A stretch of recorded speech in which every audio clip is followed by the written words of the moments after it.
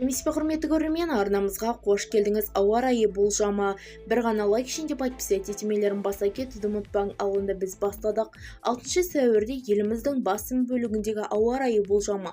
Бейсенбі 6 сәуір күні Қазақстан аумағының басым бөлігінде ауа құбылмалы болады. Еліміздің бірқатар өңірлерінде нөсер жаңбыр жауып, найзағай ойнайды және деп хабарлайды madini-portal.kz. Қазгидромет РМК ұсынылған мәліметке сәйкес атмосфералық фронттардың бөліктерінің өтуіне байланысты республиканың көптеген облыстарында жауын-шашын болады. Әсіресе батыс, оңтүстік-батыс өңірлерде нөсер жаңбыр күтілуде. Елдің батыс оңтүстігінде бұршақ жауып, қатты жел соғуы ықтимал. Күндіз еліміздің батыс бөлігінде шаңды дауыл соғады. Сондай-ақ республика бойынша тұман түсіп, желдің күшеюі болжанып отыр.